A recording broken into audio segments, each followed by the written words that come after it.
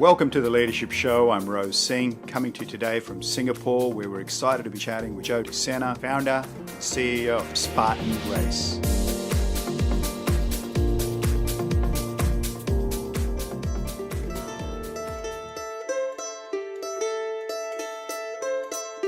Through his work in creating and operating Spartan Race, the world's fastest growing participatory sport, Joe DeSena has inspired millions across the globe to continually test themselves physically and mentally.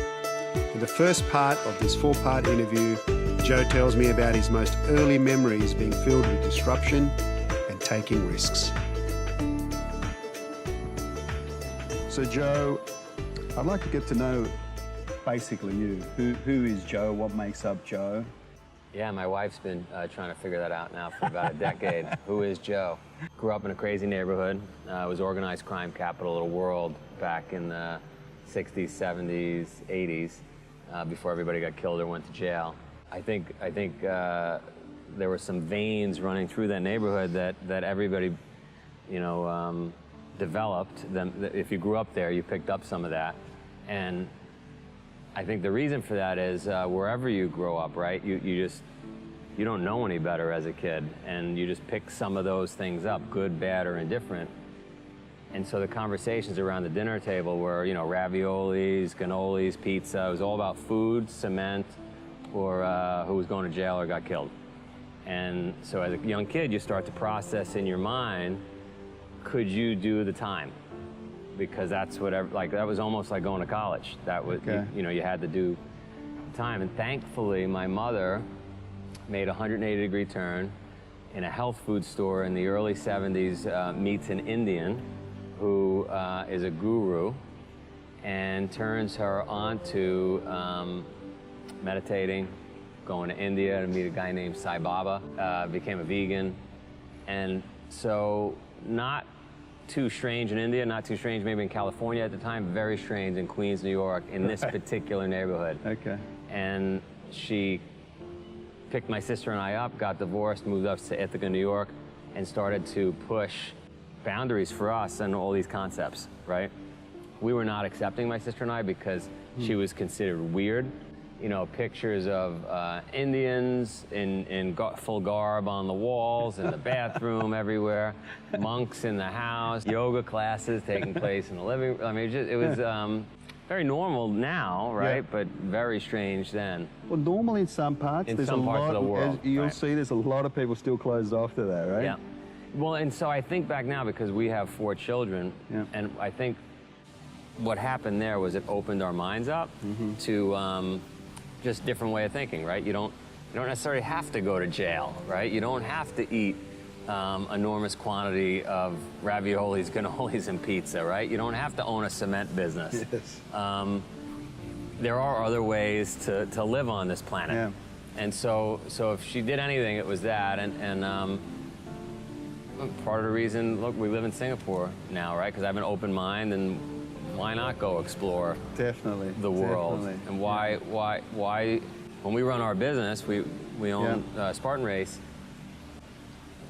you don't have to follow a traditional path in running that company, right? You don't have, I like disruption, and it's probably all because my mother disrupted our lives.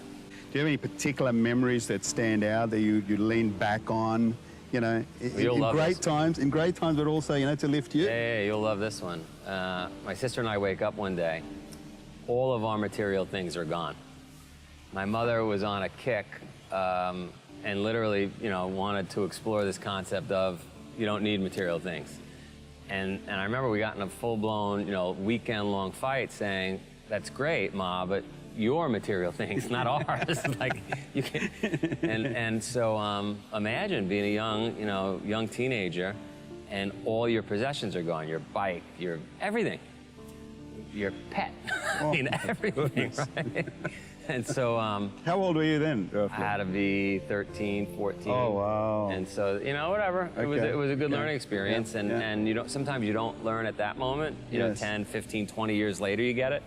Why Asia? Why did you move to Asia when you had a decent following there in North America and Europe, I understand? We have a great we had a great, as a family, we have a great setup. We have a farm in Vermont, 400 people in town, the most idyllic setting. And I'm sitting there saying to myself, you know, we got to disrupt our lives. It's too good. We've got to turn ourselves upside down. Not that Singapore is difficult in any way, but to pick up your family and move to Asia is certainly different, right? The kids are speaking Mandarin in school. They've got new friends. My wife and I have to find new friends and navigate a new place, and it's not a farm, right, where we didn't have to drive anywhere or do anything. We had everything right there.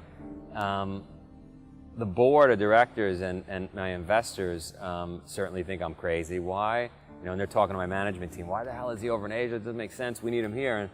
And you know, Wayne Gretzky, the famous hockey player, Yes. right? He would say, hey, you got to play hockey where the puck is going, not where the puck is. And I'm saying to myself, hang on a second.